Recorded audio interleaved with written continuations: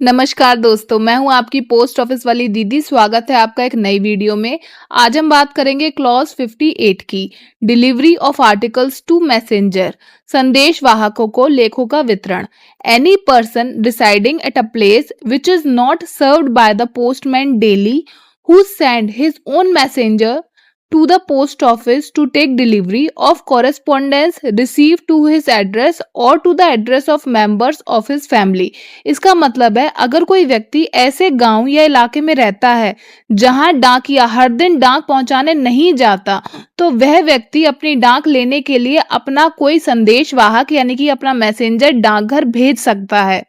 यह संदेश वाहक उस व्यक्ति की अपनी डाक यानी कि जो उसकी पर्सनल डाक है वो, और उसके साथ साथ उसके परिवार के सदस्यों के नाम आई हुई डाक भी डाकघर से प्राप्त कर सकता है।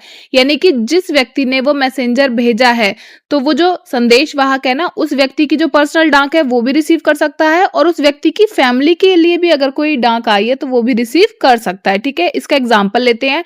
मान लीजिए रमेश एक ऐसे गांव में रहता है जहां डाकिया केवल हफ्ते में 2 बार आता है। अगर रमेश को अपनी डाक जल्दी चाहिए तो वह अपने बेटे या किसी अन्य व्यक्ति को डाकघर भेज सकता है।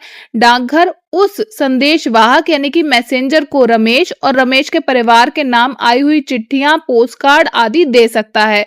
तो संक्षेप में कहूं यानी कि समरी कहूं इस पॉइंट की, तो वो ये है कि जहां डाकिया रोज डाक नहीं पहुंचाता, वहां के लोग अपनी डाक लेने के लिए अपना कोई प्रतिनिधि यानी कि मैसेंजर डाकघर भेज सकते हैं। सेम पॉइंट को अब हम इमेज में भी देखकर समझेंगे। ठीक है, क्लॉज 58 बात करता है delivery of articles to messenger यानी कि संदेश वाहकों को लेखों का वितरण करना। यदि कोई व्यक्ति ऐसे स्थान पर रहता है जहां डाकिया रोजाना डाक पहुंचाने नहीं जाता, तो वह व्यक्ति अपनी डाक को लेने के लिए अपना कोई संदेश वाहक यानी कि मैसेंजर है उसे डाकघर भेज सकता है।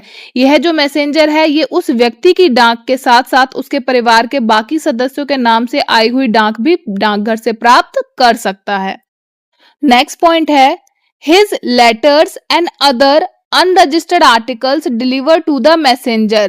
उस व्यक्ति के नाम से आई हुई चिट्ठियां और अन्य बिना रजिस्ट्री वाली डाक यानी कि जो अनरजिस्टर्ड आर्टिकल्स हैं उसके द्वारा भेजे गए संदेश वाहक यानी कि मैसेंजर को दिए जा सकते हैं। अब बात करेंगे अनरजिस्टर्ड आर्टिकल्स में क्या क्या शामिल है, यानी कि साधारण चिट्ठियां, पोस्ट कार्ड, अंतर्देशीय पत्र, समाचार पत्र और साधारण पार्सल। ठीक है, जो कि अनरजिस्टर्ड आए हैं, उन पे सिर्फ टिकट लगी हुई है और वो आए हैं, उन्हें स्पीड पोस्ट या रजिस्ट्री करके नहीं भेजा गया है। ठीक है, एग्जाम्पल लेते हैं। मान लीजिए मोहन ऐसे गांव में रहता है जहां डाकिया रोज नहीं आता, इसलिए वह अपने भाई को डाकघर भेजता है। डाकघर मोहन के भाई को मोहन के नाम से आई हुई साधारण चिट्ठियां और दूसरी बिना रजिस्ट्री वाली डाक दे सकता है, जैसे कि समाचार पत्र, कोई साधारण पार्सल, कोई पोस्ट कार्ड, साधारण चिट्ठी, अंतर्देशीय पत्र आदि। तो यहाँ पे आपको एक बात याद रखनी है कि केवल अनरजिस्टर्ड यानी कि बिना रजिस्ट्री वाली डाक ही संदेश वाहक को दी जा सकती है। रजिस्टर्ड या स्पीड पोस्ट जैसी विशेष डाक के लिए अलग नियम हो सकते हैं, क्योंकि रजिस्टर्ड डाक कब कराई जाती है, मान लीजिए कोई कोर्ट की डाक है ना, तो उसे रजिस्टर्ड करा के भेजा जाता है ताकि उसी व्यक्ति को प्राप्त हो। तो ऐसा थोड़ी ना कर देंगे नियमों में कि आप मैसेंजर के थ्रू उसे रिसीव कर लो, वरना इसका बहुत मिसयूज हो सकता है। कोई व्यक्ति ये कह सकता है कि कोर्ट में तारीख पेशी की, उसे अगर मान लीजिए कोई रजिस्टर्ड डाक आई है कि आपको 18 तारीख को कोर्ट में पेश होना है, वो व्यक्ति तो कह देगा हमें तो इसकी इंफॉर्मेशन मिली ही नहीं है ना। तो इसलिए जो रजिस्टर्ड डाक है, जो स्पीड पोस्ट से आई हुई विशेष डाक है, उसके लिए जो नियम होंगे वो अलग होंगे, जो हम आगे जाके धीरे धीरे पढ़ेंगे।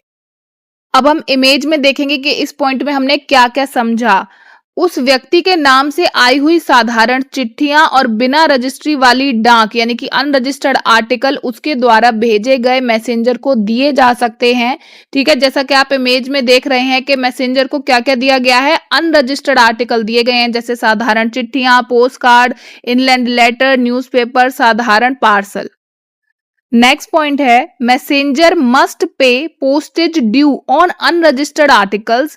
यदि किसी बिना रजिस्ट्री वाली डाक यानी कि अनरजिस्टर्ड आर्टिकल पर कोई डाक शुल्क यानी कि पोस्टेज ड्यू बाकी है, तो डाक लेने वाला व्यक्ति यानी कि जो मैसेंजर है उसे वो शुल्क जमा करना होगा।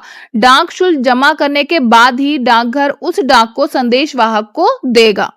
एग्जाम्पल लेते हैं, मान लीजिए सुरेश के नाम एक साधारण पत्र आया है लेकिन उस पर 10 रुपए का डाक शुल्क बाकी है।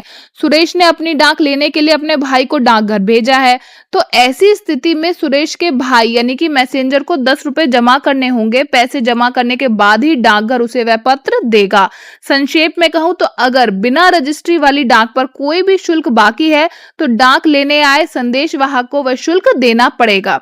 यदि डाक पाने वाला व्यक्ति यानी कि एड्रेसी डाक शुल्क यानी कि पोस्टेज भरने के लिए पहले से ही डाकघर में पैसे जमा कर देता है तो संदेश वाहक को डाक लेते समय कोई भी पैसे देने नहीं पड़ेंगे, कोई भी शुल्क देना नहीं पड़ेगा। इसका मतलब है अगर डाक पर लगने वाला शुल्क पहले ही जमा किया जा चुका है तो डाकघर उस रकम में से शुल्क काटकर डाक संदेश वाहक को दे देगा। इसे एग्जाम्पल से समझते हैं। मान लीजिए राम के नाम से अक्सर ऐसी चिट्ठी आती हैं जिन पर कोई डाक शुल्क बाकी रहता है, इसलिए राम ने पहले से ही डाकघर में 100 रुपए जमा कर दिए हैं। अब जब राम के लिए कोई चिट्ठी आई और उसने अपना मैसेंजर डाक लेने के लिए भेजा तो उसे अलग से पैसे देने के लिए जरूरत नहीं होगी क्योंकि डाकघर पहले से जो जमा राशि है ना उसी में से शुल्क को काट लेगा। संक्षेप में कहूं तो यदि डाक पाने वाले व्यक्ति पहले से ही पैसे जमा कर देता है थोड़े पोस्ट ऑफिस में तो संदेश वाहक को यानी कि मैसेंजर को डाक शुल्क देना नहीं पड़ता। अब सेम चीज हम अच्छे से समझेंगे डायग्राम में देखकर, ठीक है। संदेश वाहक यानी कि मैसेंजर को डाक शुल्क पोस्टेज देने के नियम। पहला सीन देखते हैं। फर्स्ट पॉइंट देखिए, डाक शुल्क यानी कि पोस्टेज ड्यू बाकी है किसी आर्टिकल पर तो यदि किसी बिना रजिस्ट्री वाली डाक पे यानी कि अनरजिस्टर्ड आर्टिकल पे कोई डाक शुल्क बाकी है तो डाक लेने आए मैसेंजर को वो शुल्क जमा करना होगा। जैसा कि आप इमेज में देख सकते हैं, ये व्यक्ति क्या कर रहा है, शुल्क दे है 10 रुपए तो वो 10 रुपए पे कर रहा है ना, पोस्ट ऑफिस की विंडो पे, तभी उसे वो साधारण डाक रिसीव होगी मैसेंजर को, ठीक है। लेकिन दूसरी कंडीशन देखिए, पहले से ही पैसे जमा हो रखे हैं। जिस व्यक्ति के लिए बार बार डाक आती थी और उस पे कभी कभी क्या होता था, डाक शुल्क ड्यू होता था, पोस्टेज ड्यू होता था, तो उसने पहले से ही पोस्ट ऑफिस में थोड़े रुपए जमा कर रखे हैं, 100-200 रुपए, ठीक है। अब जब भी उसके लिए साधारण डाक आती है जिसपे थोड़ा सा पोस्टेज ड्यू होता है, कभी 5 रुपए, कभी 8 रुपए, कभी 10 रुपए, उसी जमा राशि में से वो पैसे कट कर लिए जाते हैं, ठीक है। इसलिए जो उसने मैसेंजर भेजा है, अपना संदेश वाहक भेजा है, उससे कोई भी पैसे लिए नहीं जाएंगे, ठीक है।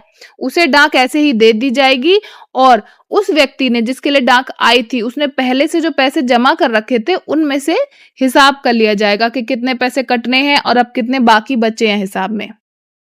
तो इस इमेज को देख के हमने दो चीज समझी। अगर पत्र पर शुल्क दे है तो मैसेंजर से शुल्क जमा करवाया जाता है और शुल्क जमा करने के बाद ही उसे पत्र मिलता है। लेकिन अगर मान लीजिए राम के नाम से ही डाक आई है जिसपे शुल्क दे है और उसने पहले से ही 100 रुपए जमा कर रखे हैं पोस्ट ऑफिस में, तो डाकघर क्या करता है, जो भी शुल्क है यानी कि जो भी पोस्टेज ड्यू है वो जमा राशि में से काटता रहता है और मैसेंजर से बिना कोई पैसा लिए उसे डाक दे देता है।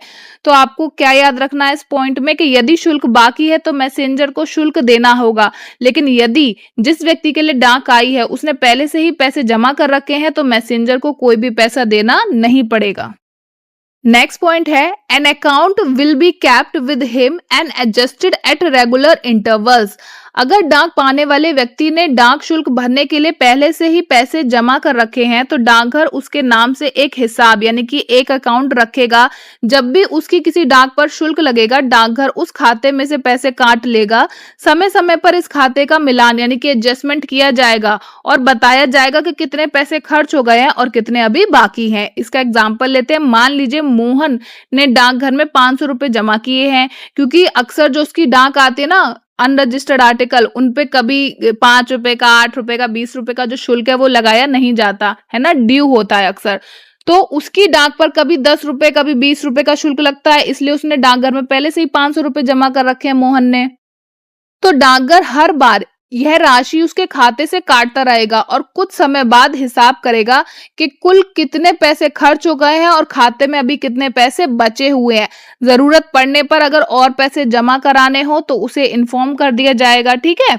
यानी कि ये पॉइंट ये कहता है कि डाकघर डाक पाने वाले व्यक्ति का एक खाता रखता है और उसका हिसाब किताब भी रखता है और थोड़े थोड़े समय के बाद मिला लेता है कि कितने पैसे कट चुके हैं, कितने अभी बाकी हैं। अगर और पैसे जमा करने की जरूरत होती है तो उस व्यक्ति को बता दिया जाता है। सेम चीज अब हम डायग्राम में भी देखकर समझेंगे, ठीक है। डाक शुल्क खाते का नियम क्या है?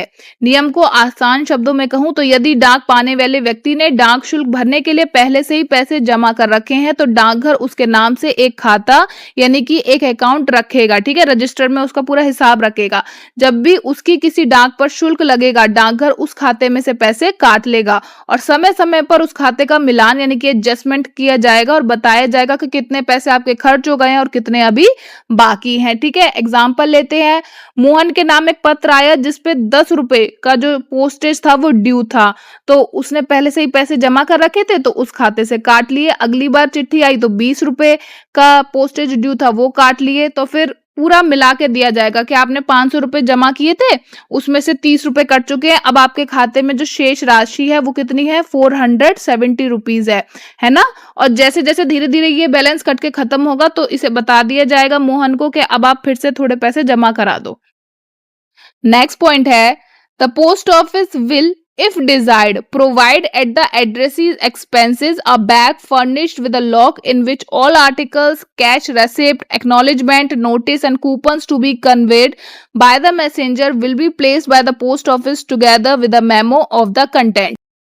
इस पॉइंट का मतलब है अगर किसी व्यक्ति को जरूरत है और वो पोस्ट ऑफिस से कहता है कि मेरे लिए बार बार चिट्ठियां आती हैं, है ना, तो पोस्ट ऑफिस उस व्यक्ति के कहने पर एक बैग और ताला चाबी की व्यवस्था कर सकता है, ठीक है। लेकिन उस बैग का खर्चा और ताले चाबी का जो खर्चा होगा वो सारा खर्चा किसे उठाना पड़ेगा? उस व्यक्ति को उठाना पड़ेगा, ठीक है। डाकघर उस बैग में निम्न चीजें रखकर संदेशवाहक को यानी कि उस व्यक्ति के मैसेंजर को देगा। जो सादा डाक आई है उस व्यक्ति के लिए, है ना, जो नगद रसीदें आई हैं मतलब उसने कहीं पेमेंट किया होगा उसकी जो रेसिप्ट आती है सादा डाक से कि आपने ये पेमेंट किया था, इसकी रेसिप्ट हम आपको भेज रहे हैं, ठीक है। जो एक्नॉलेजमेंट्स आते हैं उसके लिए कोई नोटिस आया है, कोई कूपन आया है, ठीक है। इसके साथ क्या करेगा डाकघर? एक सूची यानी कि मेमो भी रखेगा उस बैग में। ये सादा डाकें रखी हैं और एक सूची भी रखी है, उसमें लिखा होगा कि बैग के अंदर कौन कौन सी चीजें रखी गई हैं। इसे एग्जाम्पल से समझते हैं। मान लीजिए किसी गांव में रहने वाले रमेश की डाक रोज डाकिए द्वारा नहीं पहुंचती क्योंकि वो एक ऐसे गांव में रहता है जो कि बहुत ही आउटर साइड है, बहुत दूर जाकर है, ठीक है। इसलिए वह अपना मैसेंजर डाकघर भेजता है। रमेश की इच्छा पर डाकघर उसे एक ताले वाला बैग उपलब्ध कराता है। अब डाकघर रमेश की चिट्ठियां, रसीदें और अन्य जरूरी कागज उस बैग में रखकर उसके मैसेंजर को दे देता है। साथ ही एक लिस्ट यानी कि सूची भी देता है ताकि पता रहे कि बैग में क्या क्या सामान रखा गया है, ठीक है। यानी यदि कोई व्यक्ति चाहे तो वो अपने खर्चे पर डाकघर से ताले वाला बैग ले सकता है जिसमें उसकी डाक और अन्य जरूरी दस्तावेज सुरक्षित रखकर उसका मैसेंजर रिसीव कर सकता है। सेम पॉइंट को अब हम इमेज में देखकर भी याद करेंगे। ताले वाला बैग की जो सुविधा है उसके बारे में समझते हैं, ठीक है। व्यक्ति के खर्चे पर ही उपलब्ध कराई जाएगी। डाकघर आपकी सुविधा के लिए जो ताला लगा बैग उपलब्ध कराता है उसका खर्चा आपको उठाना पड़ेगा, ठीक है। यदि आप चाहें तो डाकघर आपकी सुविधा के लिए ताले वाला बैग उपलब्ध करा सकता है, लेकिन इस बैग और ताले का जो सारा खर्चा होगा वो उसी व्यक्ति को देना पड़ेगा, ठीक है। इसमें आपकी सादा डाक आ सकती है, आपकी कैश रेसिप्ट यानी कि नगद रसीदें, आपने जो पेमेंट वगैरह करके चीजें मंगाई हैं उनकी रसीदें जो हैं वो सादा डाक से आती हैं, वो आपको मिल सकती हैं। नोटिस आया हुआ है आपके लिए, कोई मान लीजिए शादी के कार्ड आए हैं सादा डाक से, है ना, कूपन आए हैं, रसीदें आई हैं, तो ये सारी चीजें आपको उस बैग में रखकर पहुंचाई जा सकती हैं। नेक्स्ट पॉइंट है, वन की of the bag will be kept by the post master and the other by the addressee. इसका मतलब है एक चाबी पोस्ट मास्टर सर के पास रहेगी और दूसरी चाबी डाक पाने वाले व्यक्ति यानी कि एड्रेसी के पास रहेगी। पोस्ट मास्टर अपनी चाबी से बैग खोलकर उसमें डाक, रसीदें और अन्य जरूरी कागज रखेंगे। उसके बाद बैग को बंद कर दिया जाएगा। जब संदेशवाहक बैग लेकर जाएगा तो डाक पाने वाला व्यक्ति अपनी चाबी से बैग खोलकर अपनी डाक रिसीव कर लेगा। एग्जाम्पल से समझते हैं। मान लीजिए मोहन ने डाकघर से ताले वाला बैग लिया है तो बैग की एक चाबी पोस्ट मास्टर सर के पास है और दूसरी चाबी किसके पास है? मोहन के पास है। डाकघर मोहन की चिट्ठियां बैग में रखकर लॉक लगाकर उसके मैसेंजर को दे देता है, ठीक है। फिर जब वो मैसेंजर मोहन के पास पहुंचता है तो मोहन अपनी चाबी से उस बैग को खोलता है और अपनी सादा डाक रिसीव कर लेता है, ठीक है। यानी कि बैग सुरक्षित रहता है और बैग के अंदर रखी हुई डाक सुरक्षित रहती है। क्यों? क्योंकि इसकी सिर्फ दो ही चाबी है, एक तो पोस्ट मास्टर सर के पास है और दूसरी किसके पास है? डाक पाने वाले व्यक्ति के पास। सेम पॉइंट को अब हम इमेज में भी देखकर समझेंगे। एक बैग और दो चाबियां, ताकि जो डाक है वो सुरक्षित रहे। एक चाबी रहती है पोस्ट मास्टर सर के पास और दूसरी रहती है डाक पाने वाले व्यक्ति के पास, ठीक है। तो इस पॉइंट में कहा गया है कि पोस्ट मास्टर अपनी चाबी से बैग को खोलते हैं। वह बैग में डाक, रसीदें और अन्य जरूरी कागज रखवा देते हैं, ठीक है। सारा सामान जब उस बैग के अंदर रख दिया जाता है तो वो उसमें ताला लगा देते हैं, ठीक है। फिर जो मैसेंजर है वो ले जाता है उस बैग को, और जो डाक पाने वाला व्यक्ति है, एक चाबी क्योंकि उसके पास है, तो जब वो बैग उसके पास पहुंचता है तो वो अपनी चाबी से बैग को खोल लेता है। उससे क्या होता है, कोई भी डाक खोती नहीं है, खोली नहीं जाती, प्रॉपर सुरक्षित उसके पास पहुंच जाती है। तो इस पॉइंट में आपको एक बात याद रखनी है कि जो दो चाबियां हैं उनकी जिम्मेदारी कौन लेता है। एक तो चाबी होती है पोस्ट मास्टर सर के पास और दूसरी किसके पास होती है, डाक पाने वाले व्यक्ति के पास, ठीक है। नेक्स्ट पॉइंट है, the same bag may be use for the convenience by the messenger to the post office of articles to be posted but no cash for any purpose whatsoever may be conveyed in the bag to the post office। जिस bag का उपयोग डाकघर से डाक लाने के लिए किया जाता है, उसी बैग का इस्तेमाल संदेशवाहक डाकघर में नई डाक जमा करने के लिए भी कर सकता है, लेकिन इस बैग में किसी भी उद्देश्य से नगद पैसे यानी कि कैश रखकर डाकघर नहीं भेजे जा सकते, ठीक है। इसका मतलब है कि मान लीजिए रमेश के पास डाकघर द्वारा दिया गया वो बैग है जिसमें ताला लगता है, ठीक है। तो जो रमेश का मैसेंजर है वो उस बैग का यूज करता है ना, वो आता है पोस्ट ऑफिस, वो बैग ले जाता है चिट्ठियों से भरा। कल को रमेश को कोई चिट्ठी अगर भेजनी है पोस्ट ऑफिस के द्वारा, तो रमेश उसी बैग में रखकर वो चिट्ठियां मैसेंजर को दे देगा, है ना।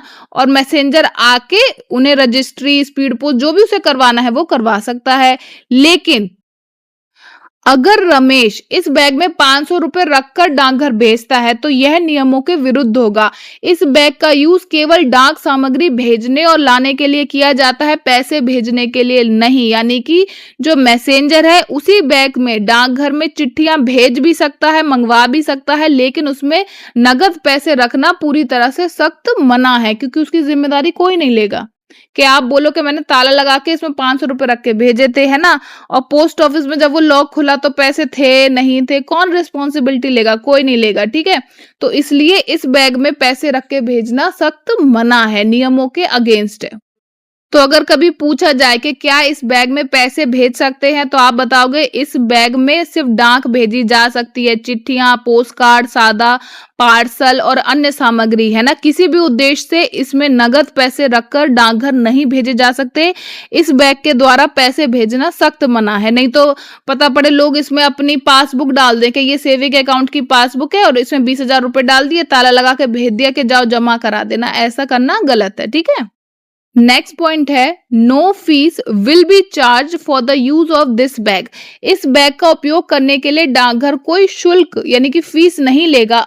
इसका मतलब है यदि कोई व्यक्ति इस सुविधा का लाभ लेना चाहता है तो उसे बैग इस्तेमाल करने के लिए कोई अलग से किराया या फीस नहीं देनी है, ठीक है। देखो, बैग और ताले का जो खर्चा था वो तो उस व्यक्ति ने दिया था, ठीक है, कि अब डाकघर ने बोला आपको ये फैसिलिटी चाहिए कि जब आपका मैसेंजर आए तो वो बैग में आपकी डाक ले जाए। उसने बोला हाँ, तो बैग का जो खर्चा था और ताले चाबी का था वो तो उस व्यक्ति ने दिया है, लेकिन इनका इस्तेमाल करने के लिए जो रेंट है, जो किराया है, वो देने की आवश्यकता नहीं है। मान लीजिए मोहन डाकघर से मिलने वाले इस बैग का उपयोग अपनी डाक मंगाने और भेजने के लिए करता है। डाकघर उससे बैग इस्तेमाल करने के लिए कोई अलग से पैसे नहीं लेगा। हालांकि बैग और ताले की व्यवस्था का जो खर्च हुआ था इससे पहले, वो नियमों के अनुसार किसे देना पड़ता है, डाक पाने वाले व्यक्ति को, यानी कि एड्रेसी को उठाना पड़ता है खर्चा। जो भी बैग का और ताले की व्यवस्था का खर्चा है वो तो उसी व्यक्ति को उठाना है, लेकिन इस सर्विस का इस्तेमाल करने के लिए उसे अलग से कोई पैसे देने की जरूरत नहीं है। सेम पॉइंट आप इमेज में देख सकते हैं, ताले वाले बैग के उपयोग पर कोई भी फीस नहीं है, ये बिल्कुल निशुल्क और फ्री है, ठीक है। आप बैग इस्तेमाल करने के लिए कोई भी फीस, कोई भी अतिरिक्त किराया नहीं देंगे। डाकघर से बैग का जो उपयोग है वो निशुल्क है, ठीक है। लेकिन बैग और ताले की व्यवस्था का जो खर्च है नियमों के अनुसार डाक पाने वाले व्यक्ति को ही उठाना पड़ सकता है, लेकिन बैग के उपयोग का यानी कि इस्तेमाल करने के लिए उसे कोई अलग से फीस नहीं देनी पड़ती, क्योंकि इस बैग का उपयोग पूरी तरह से निःशुल्क है, फ्री है। तो आपको कंफ्यूजन ना हो तो एक और बात यहाँ पे करूंगी, ये क्लॉज यहाँ पे खत्म हो गया, क्लॉज 58, ठीक है। लेकिन अब बात करेंगे क्या पोस्ट बैग और इस बैग में कोई डिफरेंस है कि या दोनों सेम है। तो पोस्ट बैग और इस बैग में डिफरेंस है। दोनों बैग एक बार को दिखने में एक जैसे लग सकते हैं, लेकिन जो मैसेंजर बैग है और जो पोस्ट बैग है उनकी सुविधा काफी अलग है। देखो, फर्स्टली तो पोस्ट बैग के बारे में हमने पढ़ा था क्लॉज 56 में, जबकि मैसेंजर बैग के बारे में हम पढ़ रहे हैं क्लॉज 58 में, ठीक है। मैसेंजर बैग किसके लिए होता है? ऐसे लोगों के लिए जो अपनी डाक लेने के लिए अपने संदेशवाहक यानी कि मैसेंजर को भेजते हैं। ऐसे लोग जो किसी गांव कस्बे इलाके में रहते हैं, जो काफी आउटर साइड है, जहां पे पोस्टमैन डेली नहीं पहुंच सकता, हफ्ते में 1 या 2 बार पहुंचता है, ठीक है। तो ऐसे लोग अपनी डाक समय पे प्राप्त करने के लिए या जल्दी प्राप्त करने के लिए अपना मैसेंजर पोस्ट ऑफिस में भेजते हैं, ठीक है। और वो अपनी सारी डाक एक अलग पोस्ट बैग में प्राप्त करना चाहते हैं, ठीक है। तो वहां पे मैसेंजर बैग का इस्तेमाल किया जाता है। अब नेक्स्ट पॉइंट है कि बैग कौन देता है और क्या कोई फीस लगती है। तो जो बैग है और ताला है वो प्रोवाइड करता है पोस्ट ऑफिस, ठीक है। बैग का खर्चा और उस ताले चाबी का खर्चा वो एड्रेसी से यानी जिसके लिए डाक आती है उससे ले लेता है, लेकिन इस सुविधा का इस्तेमाल करने के लिए वो कोई फीस नहीं लेता, क्योंकि उस व्यक्ति की क्या गलती है कि अगर वो किसी पिछड़े इलाके या दूर कस्बे में रहता है तो ये उसकी गलती तो है नहीं, तो इसलिए उससे कोई फीस अलग से नहीं ली जाती है इस बैग के यूज करने के रिटर्न में, है ना। कोई उसे किराया नहीं देना, कोई सर्विस का अलग से पैसा नहीं देना, ठीक है। पर जब हम पोस्ट बैग की बात करते हैं तो उस सुविधा के लिए निर्धारित किराया दिया जाता है ना। 3 महीने का किराया, 6 महीने का किराया, 9 महीने का किराया, 1 साल का किराया, है ना। इसलिए पोस्ट बैग की सुविधा अलग है और मैसेंजर बैग की सुविधा बिल्कुल अलग है। संक्षेप में कहूं तो मैसेंजर बैग एक निःशुल्क सुविधा है, जबकि पोस्ट बैग किराए पर लेने वाली सुविधा है, उसका आपको किराया देना पड़ता है। अगर आप किराया नहीं दोगे तो वो सुविधा आपको मिलनी बंद हो जाएगी, ठीक है। इस वीडियो में इतना ही। अंत तक देखने के लिए आपका बहुत बहुत शुक्रिया।